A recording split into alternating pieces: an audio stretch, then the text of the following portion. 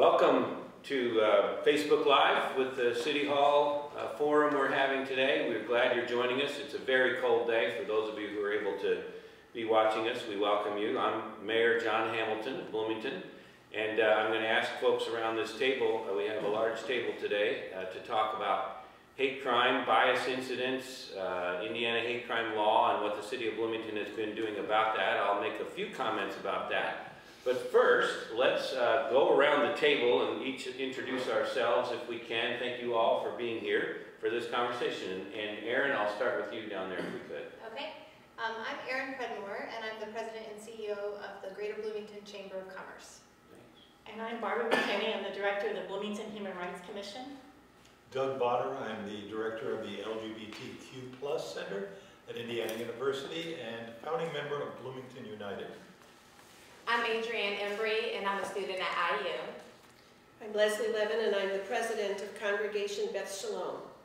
I'm Beverly Calender-Anderson, Director of the Community and Family Resources Department for the City of Bloomington.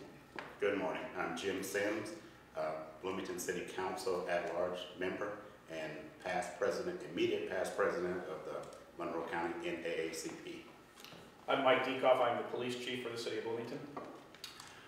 Good morning. I'm Ricardo Tellez, and I'm the IU student and the current vice president of Sigma Alpha Beta International Fraternity Incorporated. Thank you all for being here, and thank you for joining us. Hate crimes and legislation to prosecute against them are sadly topical in 2019, particularly in Indiana.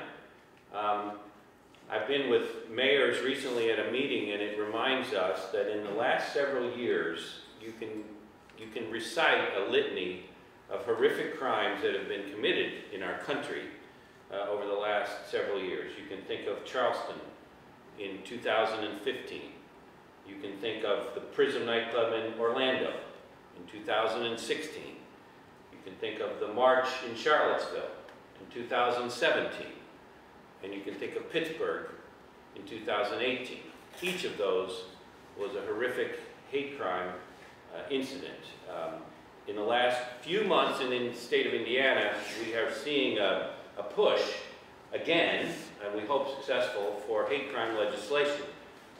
Indiana being one of only 5 states in the country that does not have a hate crime law. We have the governor's support now explicitly in his State of the State address mentioning that, and we may get to talk about several of us around the table representing entities or supporting a letter to go up to the state legislature to encourage finally the passage of a hate crime law in Indiana. And that's a very good thing. In fact, Indiana does have a requirement to enforce for law enforcement to report hate crimes, but there's no penalty if you don't, and many places don't do so. We in Bloomington, far before my time, for a number of decades, have been reporting hate crime. And one of the things we want to talk about is kind of what we've learned through that. The Bloomington Police Department, the Legal Department, Barbara McKinney at the Human Rights Commission, and the City Council, which passed an ordinance in 1990 allowing to collect data and issuing reports on it. And when we do those reports every year. We also work very closely with our partners in the community, at the university, to combat hate crimes, raise awareness, provide services, educate, advocate, and those partners are here with us today. So in terms of starting, I don't know, maybe we can start with some of our city folks who can help us talk about how we define a hate crime or incident, what the reporting is like, and how we've treated it over the past few years. And I'll look at Barbara, Beverly, and Mike maybe to jump in on that if you want. Sure. Well, when I first started the Human Rights Commission, I would frequently get calls from people who had vulgar names yelled at them when they were walking down the street, or they'd have graffiti, or sometimes more serious things where they didn't want to go to the police. And I thought it was very important that the community know that these things were happening. And so we went to the City Council back in 1990 and asked for authority to start collecting data on what we call hate crimes. And actually our ordinance definition is a little broader than just crimes. It's defined as verbal or physical abuse directed at individuals or groups because of their race, religion, color, sex, national origin, ancestry, disability, sexual orientation, gender identity, housing status, or status as a veteran. And by taking these reports, we give people a place to, somebody to talk to, which I think is important, to know that the community cares that these things happen, and then we issue annual reports to let the community at large know that these things happen. I think a lot of people who are not a member of a minority group don't think these things happen in Bloomington, and unfortunately they do, and I think it's important that we don't sweep them under the rug. I want to add to that. So to follow up on what Barbara talked about, so the police department for many, many years has collected hate crime data. We've reported it.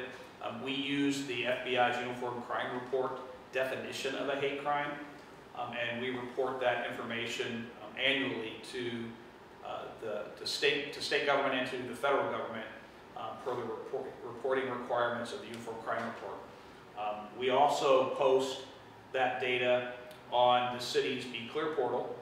We've done that since its inception, and we also are a member of the Police Data Initiative, where we also report actually 13 different data sets of crime to that website, and that's a national website. And we also work very closely with the Human Rights Commission. We provide copies of our reports that we take to them for their report, and we've had that partnership, I think, since its inception. Yes. And sometimes in the Community and Family Resources Department, Barbara talked about people needing someone to discuss this with and to talk to, and sometimes that comes into the Community, Family, and Family Resources Department first, and we help people determine where it needs to go, if it goes to the police, if it goes to the Human Rights Commission, and then we refer people out. So we've been doing that through our Safe and Civil City program probably for the last 13, 14 years, yeah. I'll remind anybody watching, if you'd like to send in a question or comment, we welcome that through the city's Facebook page. We welcome those, and I might, just to give a little context, share some data. Again, I was just with a group of mayors, including from some of those cities I mentioned, talking about this, and Chief Diekhoff mentioned the FBI hate crime database, which no one thinks is complete. There are many, many police departments that do not report hate crime, but those that do, they did show a 17% increase in 2017 from 2016, substantial, 7,200 hate crimes reported across the country.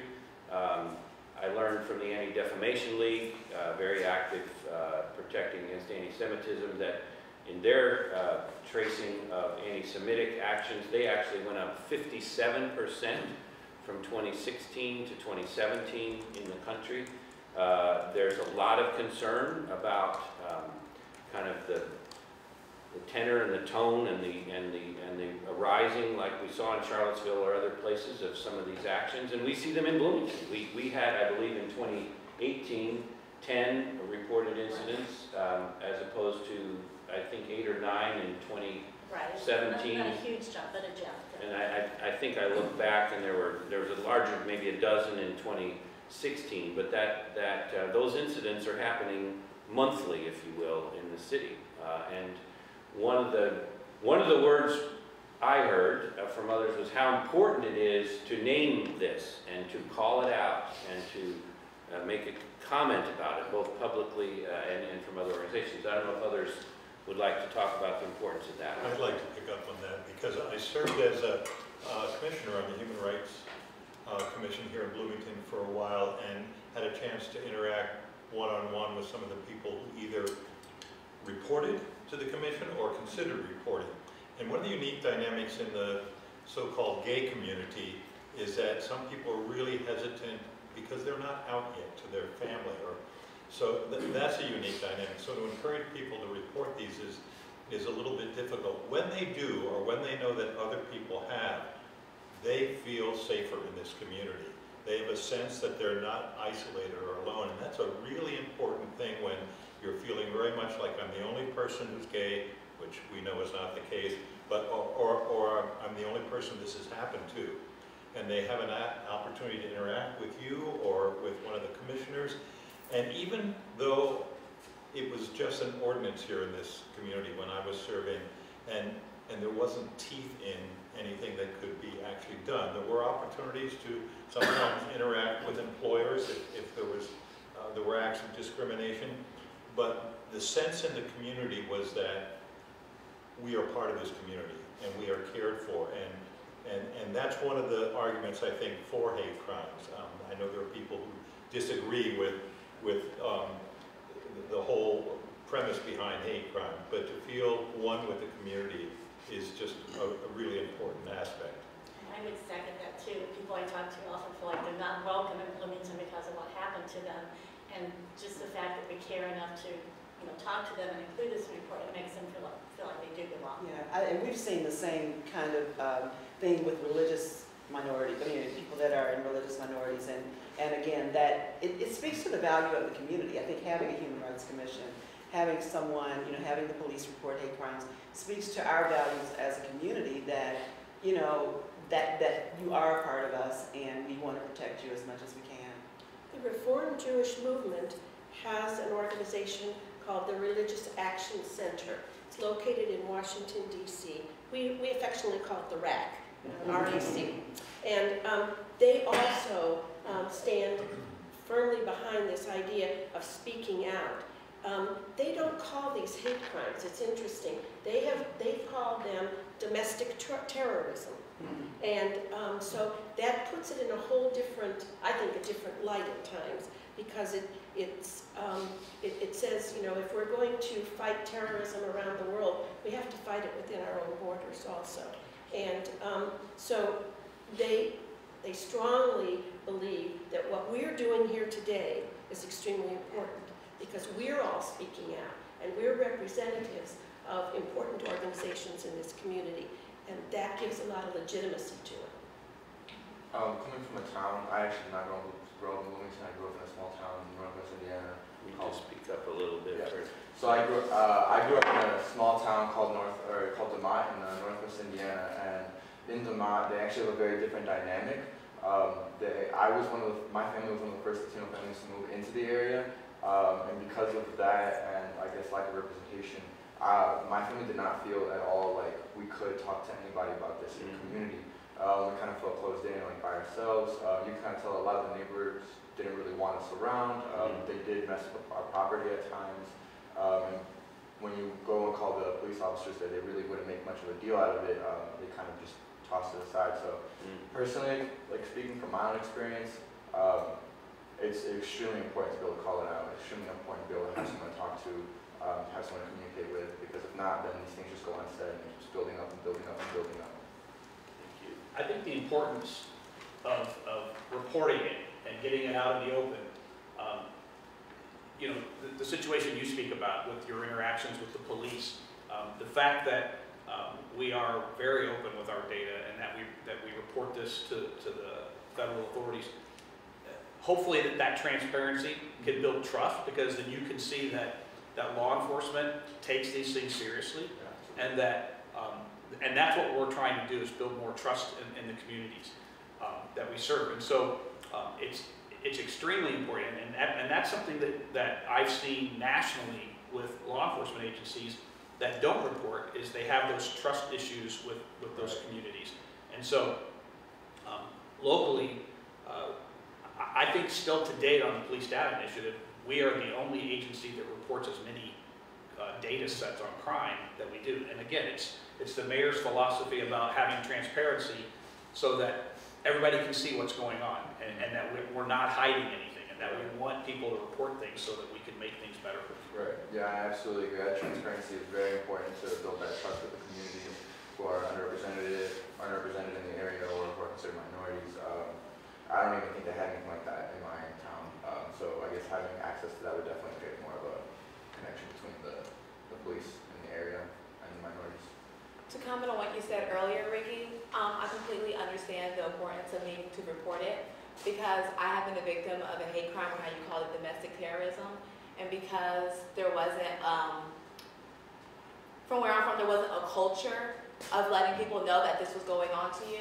So when it happened to me, like, it never even occurred to me to tell anyone about it, because I felt like if I did, I still wasn't going to be protected in that sense. And I think, like, because of that, because of that, that's why like now I constantly find myself like hyper vigilant and constantly worried that I will be a victim of like these hate crimes or domestic terrorism, because I haven't been familiar with the culture of people reporting it and bringing light on it. So that's why I think what we're doing right now is really important. Well, and I think to add to that, it's when somebody does a hate crime against another individual, they're taking advantage of that unspoken fear that person with minority feels like. And if they speak up, maybe it's true. Maybe everyone really does hate me. Maybe my life really will fall apart. Maybe all of these awful things will be true. And so by making it a reportable sort of thing where the community as a whole says, we want to hear about this, we want to support you, we like that you are here, we want you to be part of our community, then we get an opportunity, the rest of us who weren't part of the hate crime, to say, no, that's not who we are. We're going to take a stand with you. And in fact, if they're going to come pick on you, they're going to pick on all of us. We're not, we as a community are going to say that together. And I think the business community, I know that that's a big part of where, for the chamber, that we're coming down on that too. It's not a matter of just the economics of it, which just, if you look at it, it makes a lot of sense to do that.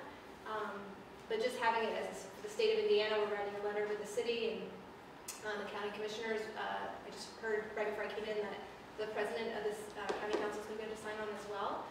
So we're going to be sending that out to the State House to say our community, all across all the municipalities and businesses and things like that, really want this, because the whole state needs to get on board and just say this matters. Well, and this letter that Erin speaks about, I am so proud of our community and many groups that have got together to state our position with the state legislature.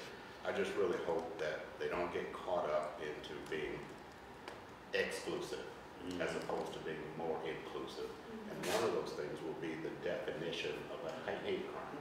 And there are just certain groups that you cannot leave out in that definition. Another one of the things, our legal redress team with the NAACP, closely related to the hate crimes is the bias crimes legislation. And I'm proud to say that Bloomington Police Department and all of the contiguous counties and all these other law enforcement agencies are about the only agency that reports consistently and accurately. And I think that is a close sister to the hate crimes legislation. I don't know why the bias crimes don't have any teeth or there's no penalty for not reporting, but maybe we'll address that later. But I think this community, and most of these hate crimes, or a lot of them I should say, will be race-based. I think we know that. But I don't want any other group to be excluded in this legislation. That's a very important point. And I got a comment from somebody that I'm going to ask a question. Do you want to follow up on that? Well, I was just going to we're using the word culture, and I wanted to sort of double back to what you were saying, Jim. I guess the oldest member here on this gathering of people today, I can remember, close to the oldest, okay. More senior. Senior in terms of we don't want any disparity here. Community involvement and remembering 1999, and I tell this story often, when a Korean student was shot and killed by a neo-Nazi. I think it was a defining moment for Indiana University and for the city of Bloomington. And what happened there was community of color, the Jewish community, the Muslim community, the gay community were all came together at the mayor's encouragement to find ways to address the hate that was very visible and that led to the death of a student on this community. Out of that experience have formed some amazing friendships across different communities that I think have added to the culture of Bloomington and kept us in touch with each other as friends, as fellow citizens, as people who care about each other's communities. And that's so important, I think, and sort of behind what we've all been talking about here. I mean, many of us know each other as a result of our working together over these years. You know, that was evident from some of the reports from the horrific incidents at cities like Pittsburgh or like Charleston or Orlando, where that awful, horrific experience has created very important momentum and unification of the community. I think one of the messages to us is I think this community believes it, we just have to live it every day, is you don't have to wait for one of those horrific incidents, and these little incidents do happen, and they cause some of the same stress it less visible, but I remember, you know, one of the sayings we use is, if you see something, say something. That is true in this world. If you see something, say something, both if you're a victim and if you're a witness, and not just reporting it, but getting involved in it.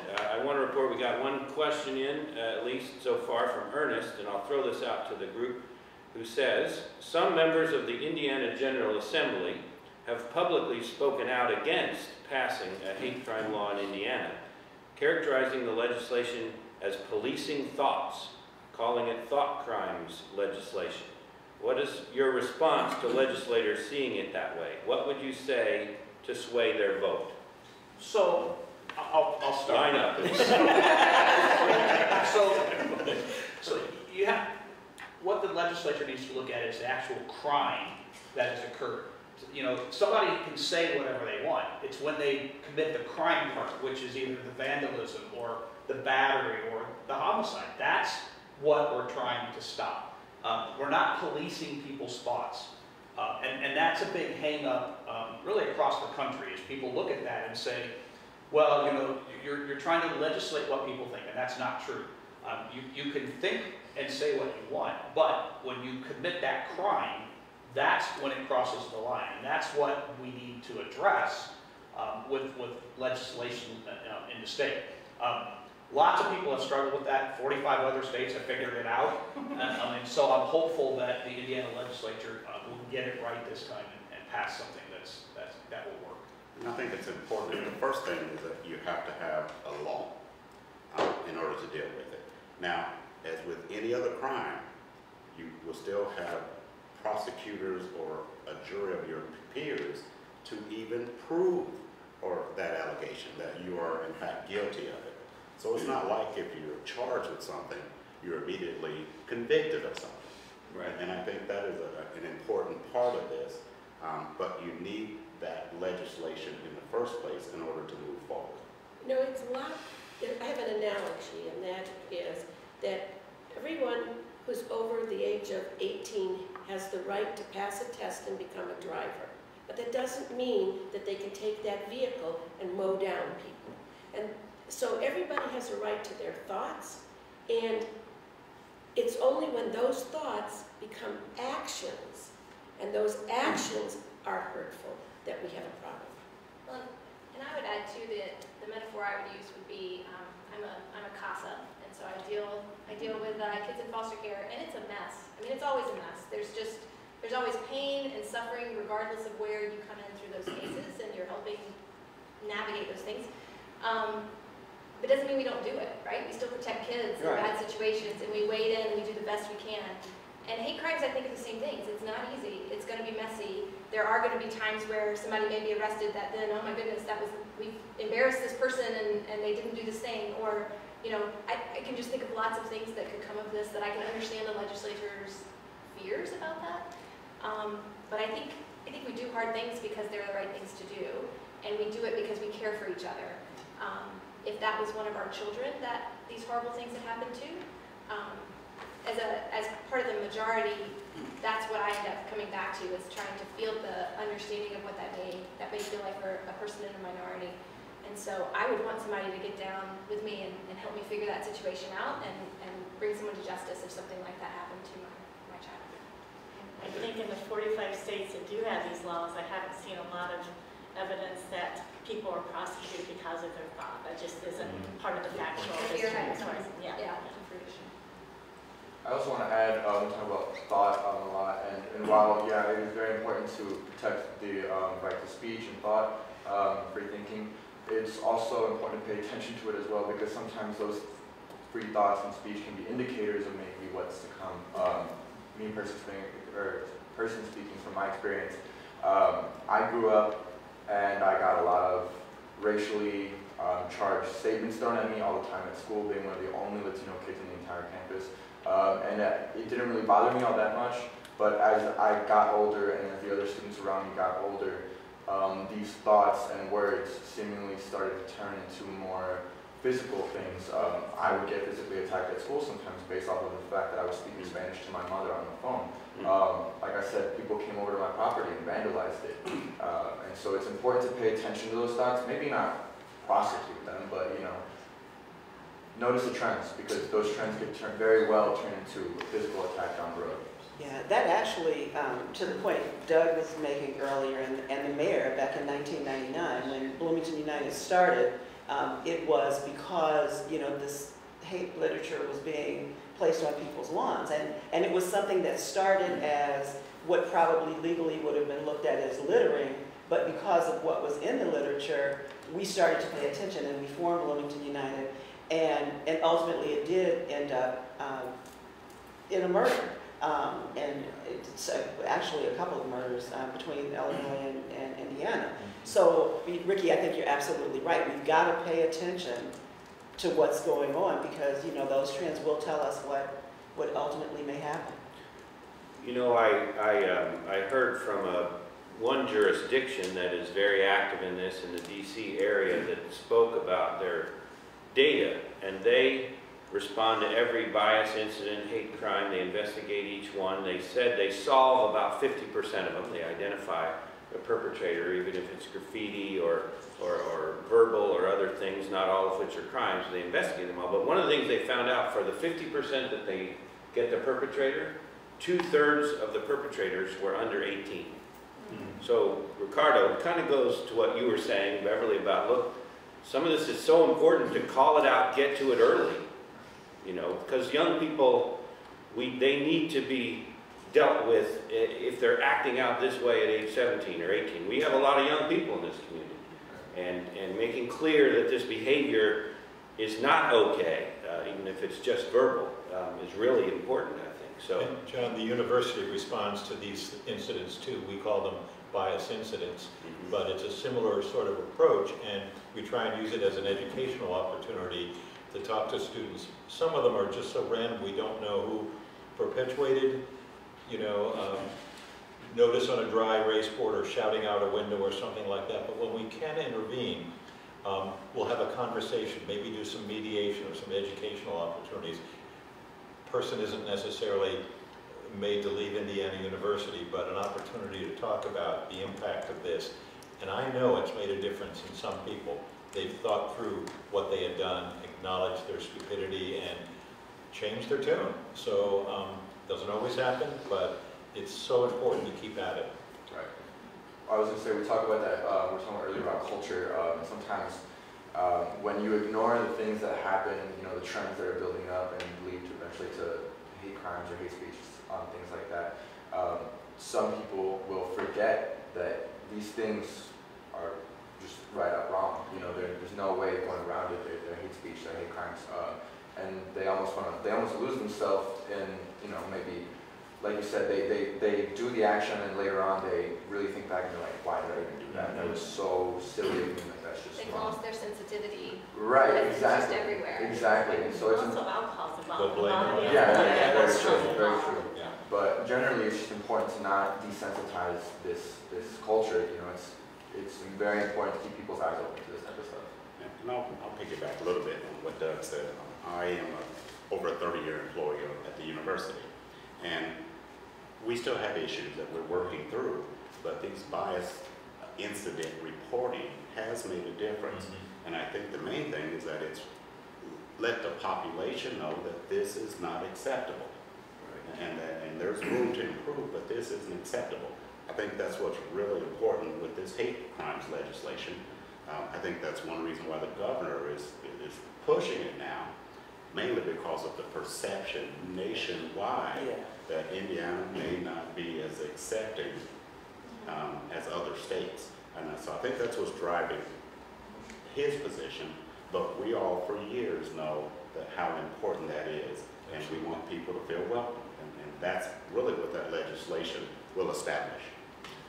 Legislators, I hope you're listening.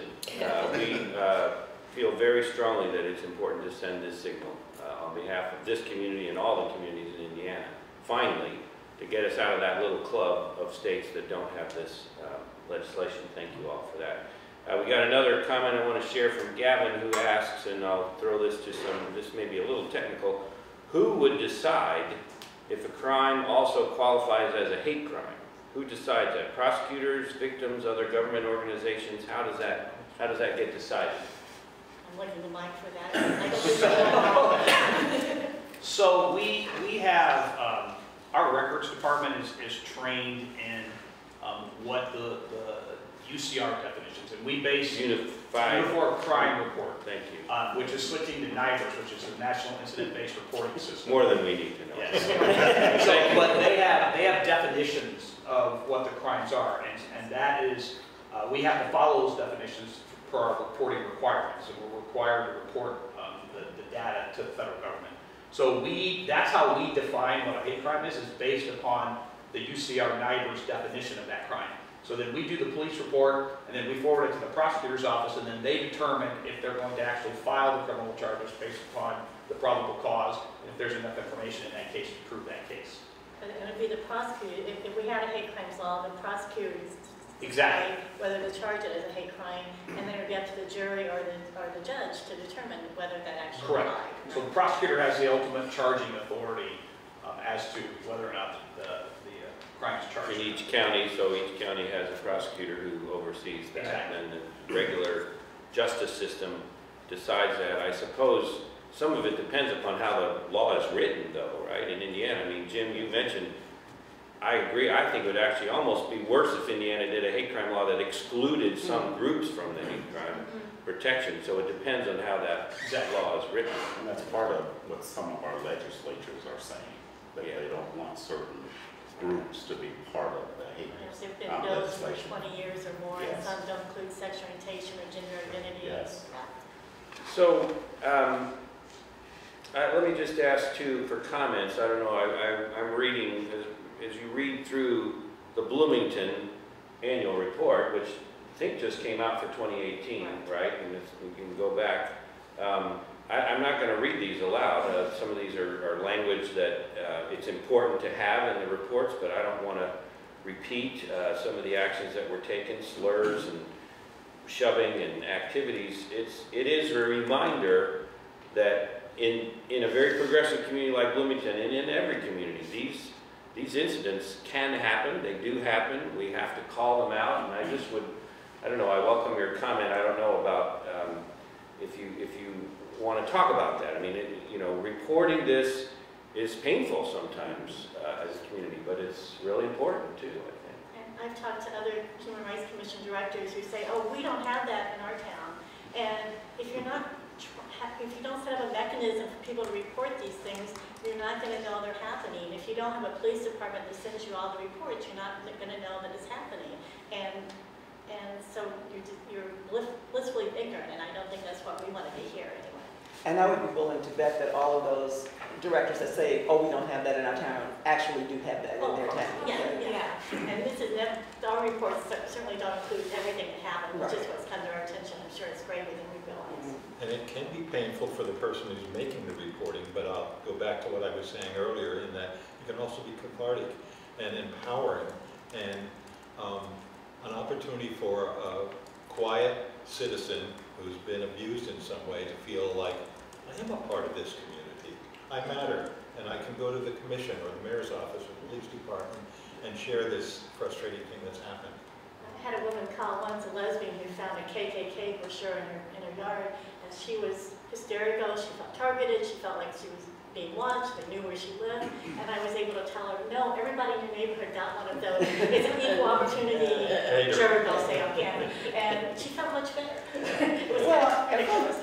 From the stand of a department that does a lot of programming, when we are able to identify those kinds of trends, we can also talk about what kind of education we need to do in the city and what kind of programs we need to institute. And so I think that's the other reason. I mean, one is, the legal part of it, but also what do we do, from a city perspective to help educate our community too. And Beverly brings up a really good point. Nationally, when hate crimes are reported to law enforcement agencies, that's one of the main things that we look at is what it is, so that we can do education and outreach to different communities, so that they do feel like they have the backing of the city, they have the support mechanisms in place to help them to talk about and address those concerns that they have. One of the groups that often gets forgotten in this, and I'm not here representing them, but I do work with the people who have mental illness, and they also have a great deal of, there's a great deal of prejudice, and I wanted to compliment the city and Barbara because we had a training for the city employees. Beverly, Beverly, I'm sorry, what did I say? I'm sorry. I apologize. No, you're fine. We had a training called Mental Health First Aid to help break down that stigma and give people some tools to be able to deal constructively with someone who may be experiencing a mental health problem. So I compliment your department for doing that. Well, I'll add with this legislation, over the years, many of us have been involved in conversations on race, community conversations. And I think many of us also know these are some of the absolute most difficult discussions to have. So I think with the hate crimes legislation, what it does, it empowers communities to take into account many different viewpoints and shared lived experiences. There are some things that me as a black man in America and Bloomington have lived experiences that many others cannot. There was that Doug have lived experiences that I may not understand, but the more we talk about it and share these, then I think we're as a community, we have a much better idea of what kind of community that we want and what's acceptable to us. So I think that's very important. And to add to that, Joan, I think that acknowledging the history of our community here and acknowledging our regional history, I mean, you mentioned the KKK, I mean, that is part of the, kind of this shadow history that we don't really acknowledge very well in our community. And, members of minorities don't feel, they're very aware that that's part of the history, and it's certainly coloring their experience of our community. So while, as a majority member, I go, oh, it doesn't affect me, it must be fine, like we're all friendly and we accept everyone and we want everyone to do well. This kind of legislation will give us an opportunity to really not to say, we are not that anymore, we want to be different, we are going to be different, and we're going to take care of each other. And I think that's what it comes down to, is it gives us the opportunity to acknowledge that, not to ignore it, acknowledge it, and then say, we want to change. And if we don't get an opportunity to do that, then it's left individually, like you're talking about, those people to have those conversations that are extremely difficult, that they may not seek out on their own. Well, and it's cross-cultural. I think it's important, and I'm going to say this, it's true, I believe it, and it may offend some of our listeners, but many of the things we have to deal with is the concept of white privilege in America and the power that those groups have. So it's not to denigrate anyone because of that, but it is to make them understand that they actually, many folks don't even know they have that, but that they do have it and how it's used with others throughout the community. So I think that's important as well. Empowering this community, I think, is very important. We talked about privilege almost offending people, and I've given privilege a lot of thought over the years, and privilege can come in many different forms too. It's not so black and white, it's just, white person versus black person, white person versus Latino. I'm Latino, but I have privilege over other Latinos because my skin is more fair than some of my fraternity brothers who have a darker complexion than I do. And that gives me a privilege that, although I don't necessarily see all the time, I definitely benefit from. So I think it's important. It was important for me to sit down one day and also say, I have this privilege. Instead of being offended by the fact that I do have this privilege, people tell me that I have this privilege, I should accept that I have this privilege and use this privilege to the best of my ability to help those who don't have the same privilege. Privilege is a good thing, and for those of you who do have it, I'm very happy for you, but at the end of the day, it comes down to using that privilege to help those who don't have the same. To go off of that, I'm a lesbian, I'm also a black woman, so I identify with two marginalized groups already. But then I still recognize the fact that I do have privilege because of the fact that I am a cis woman. I recognize that there are trans women out there are trans men out there who have this, who don't have the privilege that I have because of my experience of identifying with the sex that I was assigned at birth. And so I feel like recognizing that, recognize that we all have our sort of privileges, instead of just pushing it off and being like, I'm not privileged because my life is hard. Instead of recognizing that, instead of being like, okay, I do have this privilege, so how can I take this and help somebody else who does not have this privilege? I think that is very important. And I think think to that point, I think one of the things, sort of getting back to Bloomington United and Doug's comment about how we, you know, all continue to be friends and things like that, is recognizing commonality as opposed to difference, and looking at what are those things that we have in common, what are our purposes. We all have some type of privilege, well, all of us sitting at this table, have some type of privilege, and whether it's gender or sexual orientation or maleness or femaleness or whatever it is, it's there. And so I think if you can recognize your own and understand how you use it to help others, then you can help others help others. It's interesting to me that this discussion about hate crime and bias incidents has led most of us to talk much deeper, right, about the issues that are underlying it, that these issues of privilege and power, and that's, I think, part of why it's so important for passing legislation to encourage those conversations and to encourage the reporting and the visibility. Ricardo, you mentioned desensitizing, to do the opposite of desensitizing, right? I don't know what the opposite is, but to wake up, maybe wake up. But I want to comment too. We got another question, and anybody watching, you're welcome to send in a comment or a question. Thank you for doing that.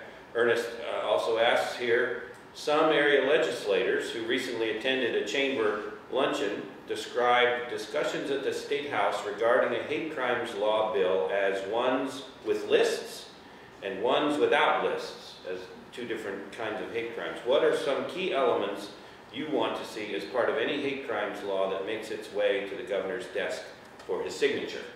I'll throw that out if anybody has that. Well, if I can jump on there, I was at that luncheon. I won't even go into which parties there were, party representatives, but I was amazed at the lack of answers from the legislature that was posed from the audience. I mean, we talked, well, that this topic you brought up is in this committee, and I don't know much about it. And so there was a bunch of non-answers. There were some, but that struck me as being weird.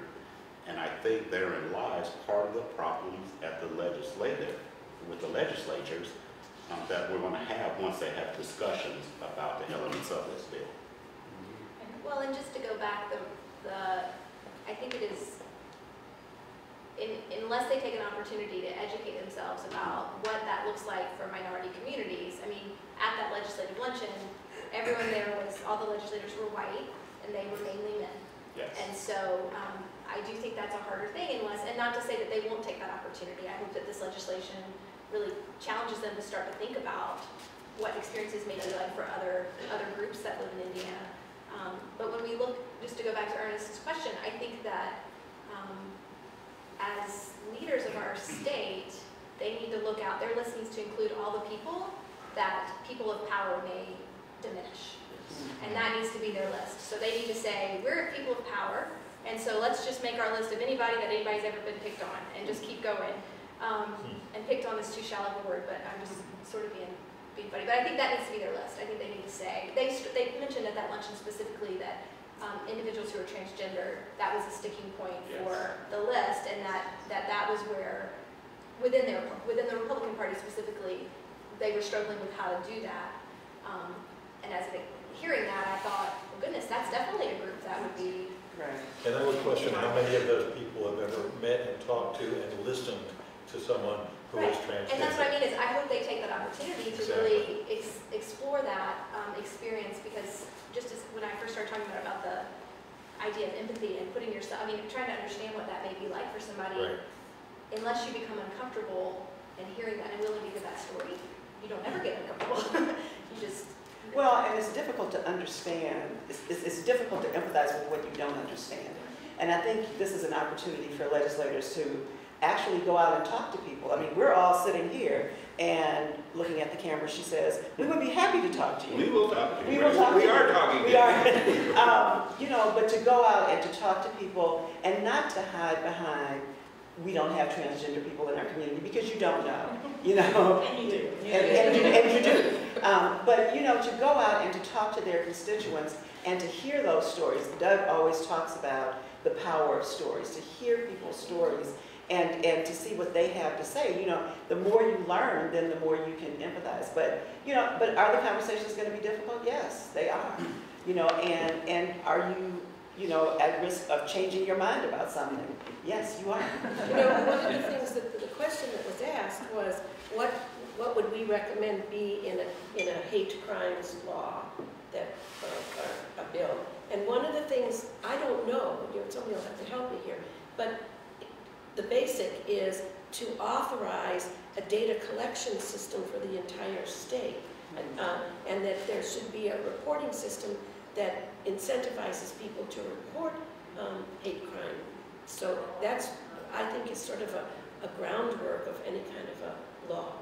And there are also bills to have enhanced penalties for if I commit a crime because of somebody's race or sexual orientation, I would serve more time than I would otherwise for the same crime.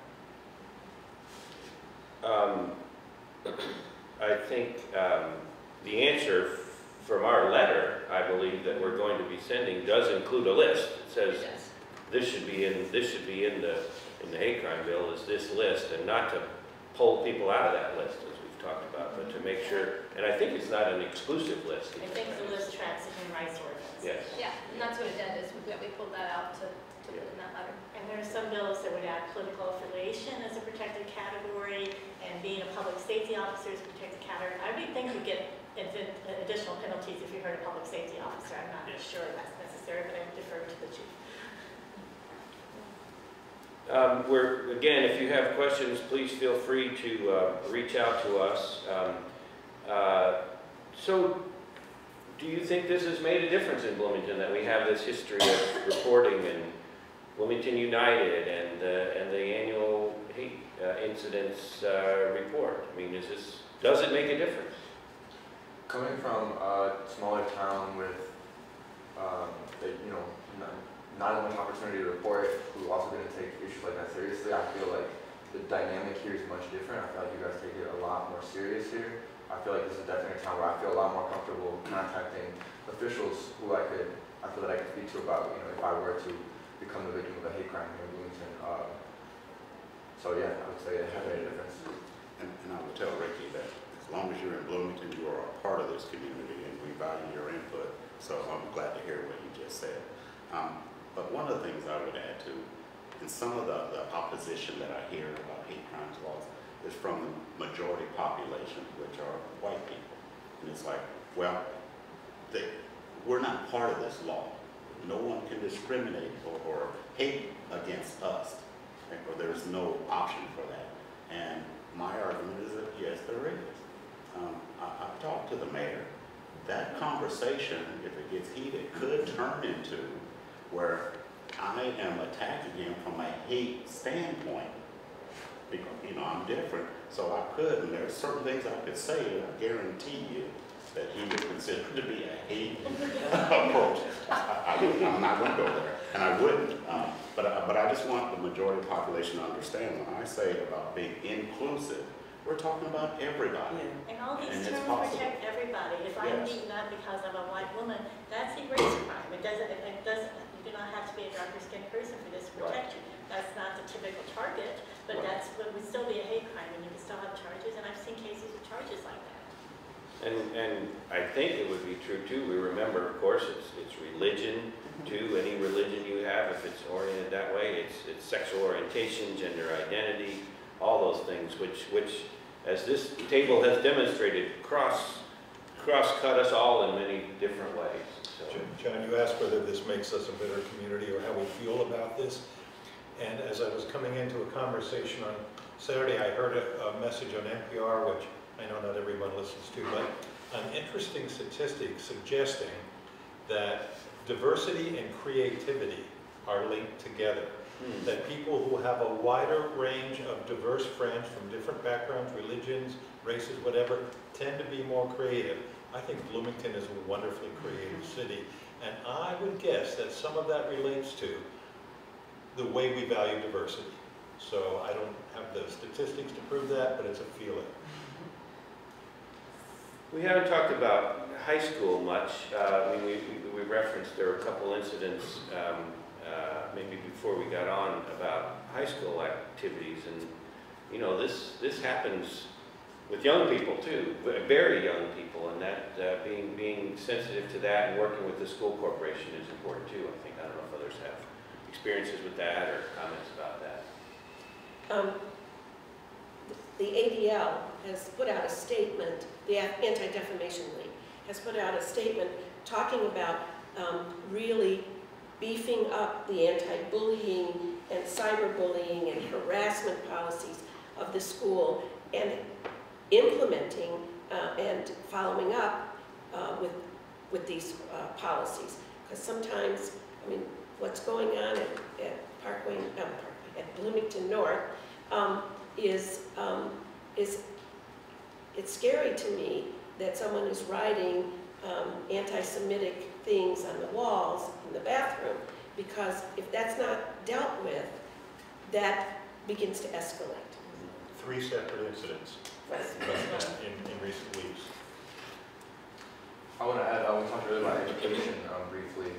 I think it's really important because high school is a critical age for a lot of development in adults. As we all know, like the frontal lobe is associated a lot with decision making and stuff like that, and it's not nearly as developed as it should be at that point in time. So I feel personally that education on these types of issues should really be pushed more in elementary school, and just ingrained, almost make it second nature to students, to have their eyes open and realize that these are hate crimes. These affect people in all different types of backgrounds in really, really horrible ways.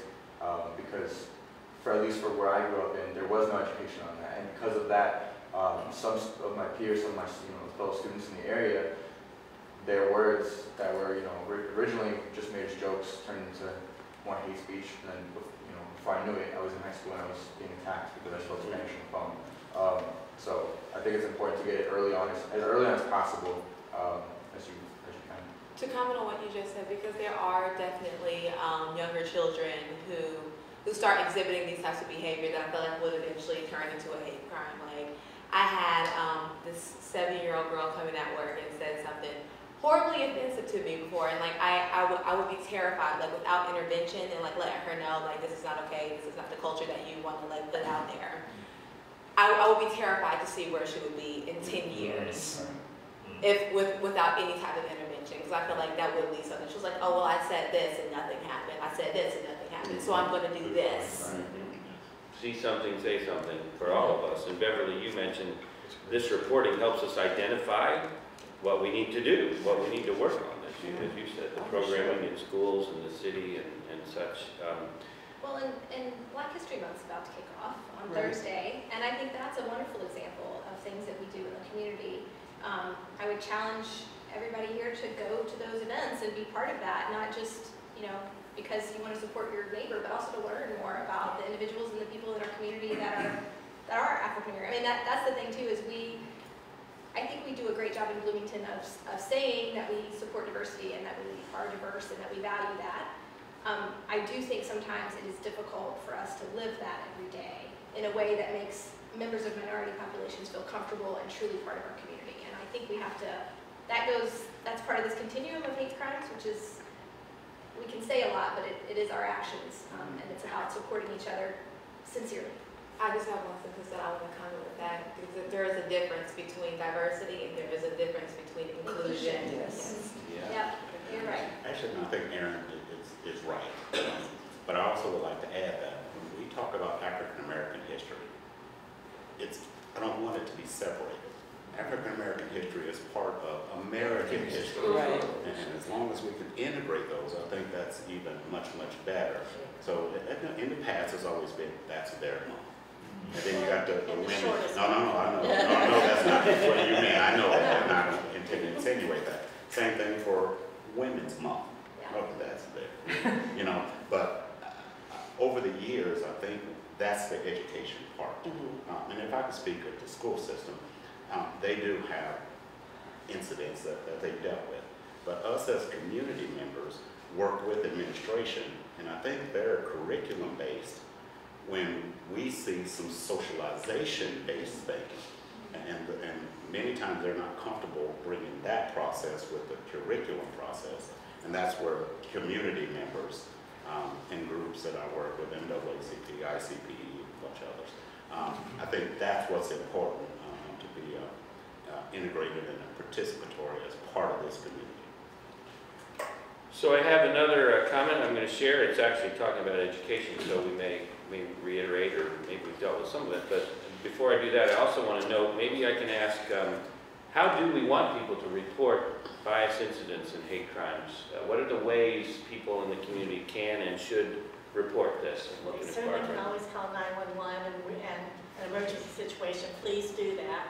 If for whatever reason you don't want to go to the police, you can always call me, 349-3429, Human Rights Commission. You can also report online, and there's a mechanism to do that on the city's webpage. Or you can email the Human Rights Commission at human.rights@bloomington.in.gov. And we take anonymous reports. I always want to mention that. But people in communities where there is no Human Rights Commission, can we speak to that at all? What Well, people do? I would encourage everybody to report to the police. You know, you've had experiences where the police don't take it seriously, but if you live in a small town, you can always report it to the state police, and they will take it more seriously. So there's multiple policing agencies in a community that you could report something to. If you feel your local police won't take it seriously, then you could either report it to the sheriff or the state police. And the state police actually does a pretty good job of reporting the data. They're one of the few larger agencies that actually do report the hate crime data to the UCR. So that's an organization that if you are in a rural community and you don't feel like you can report it to the police, go to the state police. And I think, sorry, Jeff, there are a lot of times when incidents happen that may not rise to the level of a crime. And I think, you know, if you're in question, call. You know, if anybody that has a question about it, and it may not rise to the level of a crime, but it may be a bias incident, and there may be education with an employer or a vendor or something like a merchant that can happen that can alleviate, you know, even a bias incident. So even if you have a question about it, you know, call and you know, there's someone for you to talk to. And a huge part of what I do is make referrals. A lot of people call me with things I can't help with, but I've been doing this for a long time, and I can usually find somebody who could help the person in my office yet. And I would say that in NAACP, we have a pretty engaged legal redress committee, and we get a lot of complaints. And I would pass those on to other organizations. I think relationship building is very, very strong.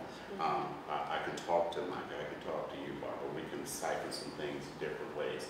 A lot of what we do is mediation in order to resolve that. So it may not even be a crime, but I've had good success with having two agreed parties where we're sitting here and we're talking through.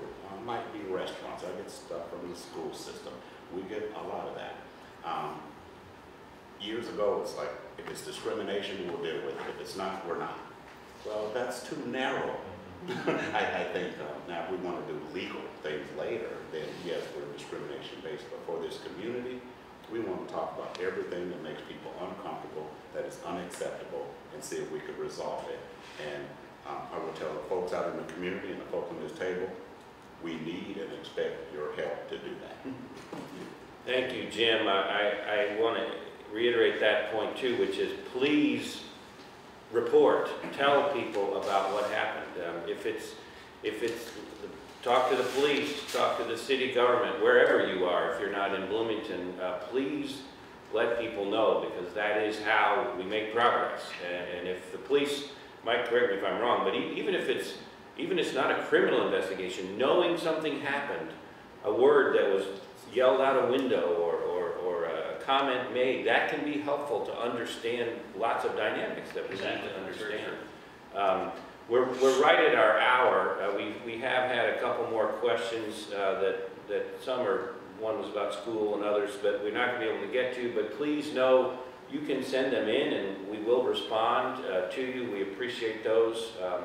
I don't know, I want to thank people for giving us your time and for talking about this issue. Again, we really kind of talked about Bloomington's history and how important it's been, from my perspective, to see the decades-long commitment to opening the doors, to understanding what's going on in our community. That's how we get better, talking about it. The annual reports are available online.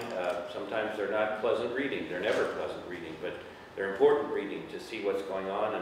And then also the effort, which we will be sending up to Indianapolis and the State House to encourage finally Indiana to become a state with a hate crime bill. So we look forward to sending that up. And if I can add something really quickly, we are also sending that up to the state, but we are inviting other municipalities in the community or other organizations that want to sign on. It is time sensitive, so we're going to go ahead and send it. We have room, more signatures at the bottom. If we want to tap on another page and send up a new version because we have other people that have wanted to sign on, we can certainly do that as well, and the Chamber's happy to continue organizing now. So I want to thank you for listening, and Ricardo, Mike, Jim, Beverly, Lesley, Adrian, Doug, Barbara, Erin, thank you for being part of this and representing our community and all the good work that you do. So thank you for listening, and we'll be in touch again. You're going to need us for remembering